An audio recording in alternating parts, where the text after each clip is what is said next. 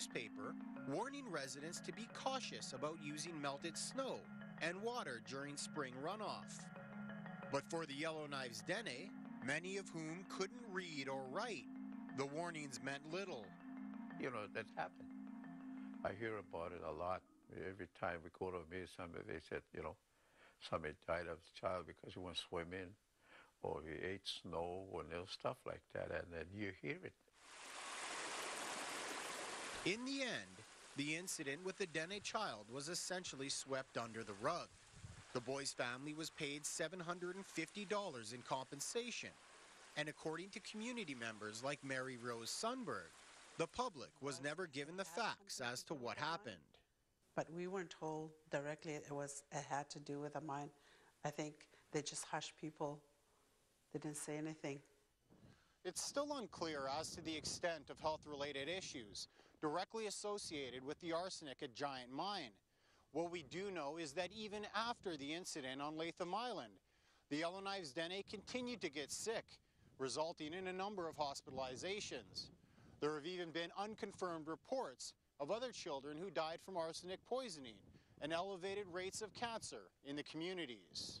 Quite frankly, outrageous that the company was allowed to get away with that, and that there's never been any attempt to really offer an apology or compensation to the Yellowknives. Subsequent steps to help mitigate the impacts of arsenic in the Yellowknife area were largely ineffective. Even after the installation of pollution control equipment at the site, large amounts of toxic material were still being released into the surrounding environment and local water supply. Eventually, the decision was made to capture and store the arsenic in mined-out underground chambers. The thought was that permafrost was theoretically going to move back into the mined-out areas where this stuff had been blown into and freeze it forever. Well, there's a 1951 memo from one of the mining engineers from the company saying it's not going to work. The decision to house the arsenic underground did little to alleviate the concern in the communities. Federal studies and documents from the time continued to show elevated levels of arsenic found in plant life, vegetables, water, and people. A 1965 memo from Indian and Northern Health Services warned that the problem of arsenic pollution at Yellowknife is far from solved. Scary times that Dene elder Muriel Betsina remembers all too well. We used to see big bulletin board. They had big bulletin board all over Dillon. Don't go swimming. You know, I don't know how much leakage went into the water. They asked us not to go swimming. Betsina is one of nearly 200 residents who live just across the bay from Giant, in the small First Nations community of Dillon. That giant mine across there. Like most of the residents here, Betsina is worried about the water and has been for decades. She is still unsure about what potentially harmful chemicals may be lurking just below the surface. We used to just spill the water out and then just make tea with it, drink that water. Now we can't do that anymore. I don't think it's safe yet. It's gonna go like this. To this day, there has been no long-term health studies into the impact of arsenic on the Yellowknife's Dene. The mine itself ceased operations in 2004, but for community members like Sundberg, Sangres, and Betsina, the lasting legacy of the Giant Mine continues. Majority of our people that are dying of cancer. But I'm wondering too as well, I wonder if it has anything to do with our environment. They never bring somebody say, okay, Giant, this is what happened regarding health and stuff like that. They never talk about it. It's going to destroy our grandchildren, our great-grandchildren, future great-grandchildren's. You know, what kind of life are they going to have? 10 years after the mine officially closed its doors, the real work at Giant is only just beginning. Decades worth of neglect have left the people of Yellowknife, nearly 20,000 residents, living on top of one of the largest environmental waste sites in the country. And the solution on how to clean up the mess has raised more questions than answers. Federal cleanup crews are working around the clock to freeze the arsenic in place. We'll tell you exactly how they're planning on doing it, who's footing the bill, and what type of environmental and public health concerns remain. Cullen Crozier has more when Toxic Legacy returns. Before the break, we heard the story of one of the most contaminated waste sites in the country, YellowKnife's giant gold mine. It's home to hundreds of thousands of tons of deadly arsenic, and it's just a stone's throw away from nearly 20,000 residents. Cullen Crozier is back to tell us how federal crews plan on cleaning it up.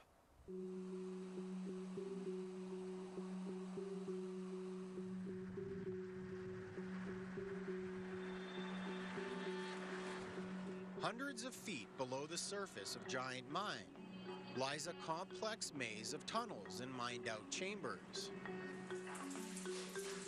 It's down here that more than 237,000 tons of arsenic trioxide lies encased in the earth. And the real remediation work is taking place. So this is our freeze optimization study. So we started this about 3 years ago. Jane Amphlett is one of the project managers with the federal government's remediation team. So that we could optimize. Today she is busy inspecting one of the 15 arsenic chambers that surround the site. Behind this massive wall of ice and rock is enough arsenic to kill every living person in YellowKnife.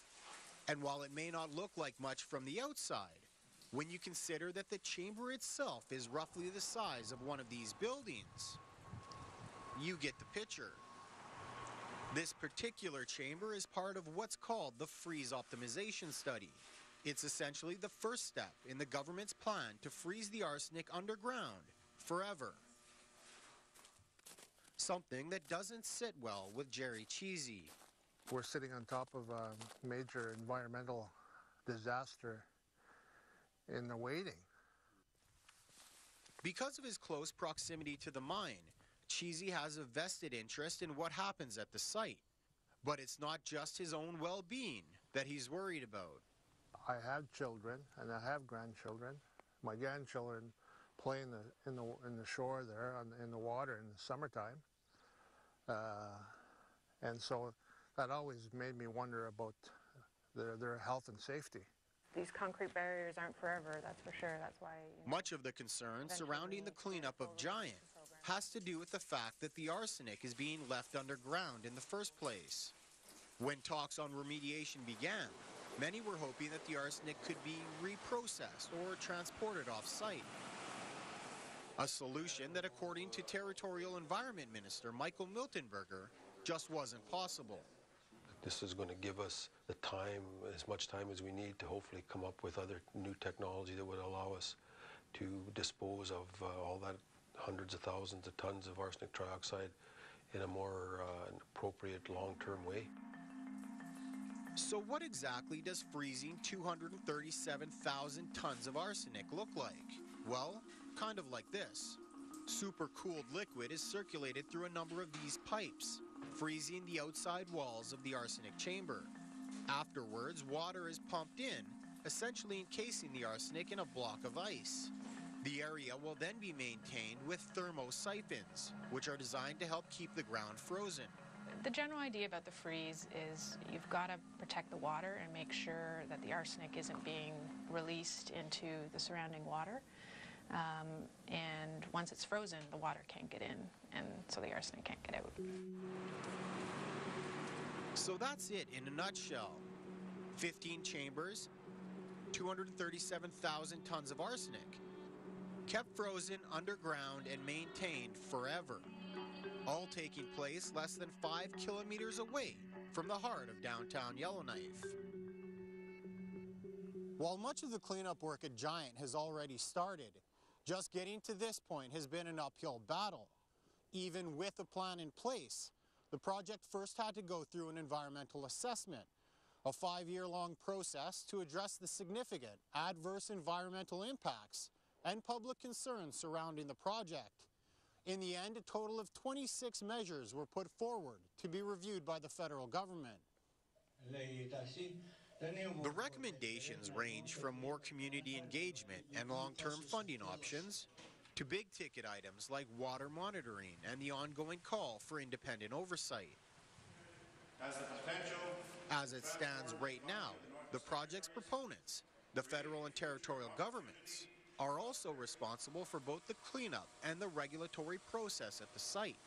It's a complicated relationship that, according to Kevin O'Reilly, raises a reasonable apprehension of bias.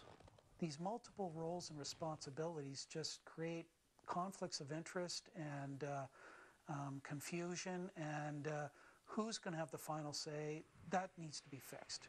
But more importantly, the review board has also called for a renewed focus on health.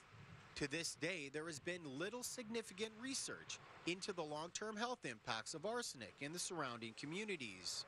Even though there's no proof that it's getting into people in a way that's going to harm them, it's certainly exceeding the levels that any country should allow.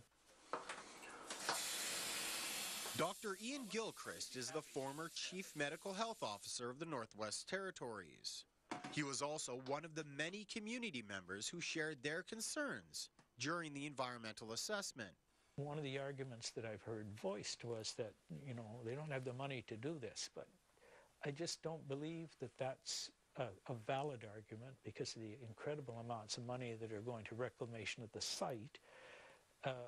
Looking at people's health, monitoring it over time seems to me neither costly nor difficult. It's something that the people here in Dillon have been asking for generations. I'm a cancer survivor, and I can't say for sure that my cancer is caused by giant mines, but I see that as a major issue here for the health and safety of the people in this area, because ever since giant mines been there, they've been discharging pollutants into the air, and all those pollutants land on the ground somewhere. And that's part of the problem. Because Giant Mine was allowed to operate for so long without any kind of health monitoring programs in place, So just relax your arm completely. it's very difficult to prove a direct link in arsenic exposure and elevated cancer rates in the communities. It's another in a long line of questions that need to be answered. There's nobody monitored the people who lived in this arsenic pool since arsenic began to be produced by the mine. We don't know that. And because we don't know that, it's time we did. At the end of the day, the Department of Aboriginal Affairs and Northern Development has the final say on the measures and recommendations. And while the community waits for their response, work on site continues. Remember, it's not just the arsenic that needs to be cleaned up. The site's nearly 1,000-hectare footprint also includes 8 open pits, 4 tailings ponds, over 11 million cubic feet of contaminated soil, and approximately 100 buildings highly contaminated with arsenic and asbestos. There's shifting of some of the structures and some of the footings. The wells are starting to go. There's holes that are starting to form in some of the roofs. So they're exposed to the elements, and just as time goes on, they're getting worse and worse. But it's not just what's on site that needs to be looked after. Moving forward, much of the work at Giant will have to do with maintaining the surrounding environment, specifically water treatment. We do water testing all across the site. We have deep water wells that ring the entire site. We've never seen any indication of any arsenic depth moving out. That's fine for now, but once full remediation is underway, any water that comes into contact with the mine site will also have to be treated to drinking water guidelines before it's discharged into the surrounding environment. One of the potential dump sites being the Great Slave Lake. Like, that's the water that we drink, and that's the water that we play in, and that's the water we use. So I don't agree with that. If they're going to discharge water, I'd rather they discharge it somewhere else.